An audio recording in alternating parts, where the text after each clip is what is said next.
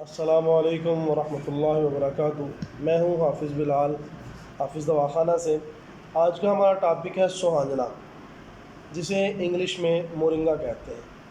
اس میں 20 ضروری ایزڈ اور 92 نمکیات پائے جاتے ہیں۔ اس میں دودھ کے مقابلہ میں 4 گنا زیادہ کیلشیم پایا جاتا ہے۔ مورنگا میں دہی سے 2 گنا زیادہ پروٹین پایا جاتا ہے۔ گاجر کے مقابلہ میں 4 گنا زیادہ وٹامن اے پایا جاتا ہے۔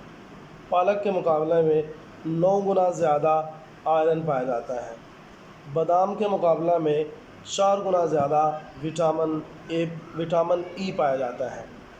جو کے مقابلہ میں 4 گنا زیادہ فائبر پایا جاتا ہے۔ یہ انتہائی مفید ہے۔ سوہانجنا یعنی مورنگا، اس کا اچار بھی ڈالا جاتا ہے۔ فروری کے مہینے میں اس کے پتے نکلتے ہیں جو مختلف طریقوں سے استعمال میں لائے جاتے ہیں۔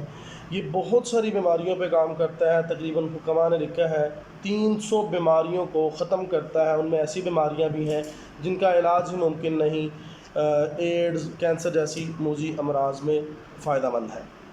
ریڑھ کا درد، کمر کا درد، پرانی سے پرانی کھانسی، دمہ وغیرہ، یہ ان بیماریوں میں انتہائی مجرب ہے۔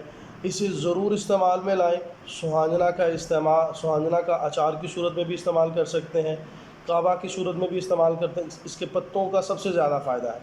اس کے پتوں کو اپنی سبزیوں میں ڈال کر پکا بھی سکتے ہیں، اور سوہانجنا کو آپ سفوف بنا کر صبح و نہار منہ کھانے سے پہلے اور شام کھانے سے پہلے بھی لے سکتے ہیں، جو بہت ساری بیماریوں کے لیے اینٹی بائیوٹک خصوصیات کا حامل ہے۔ والسلام، جزاکم اللہ خیر۔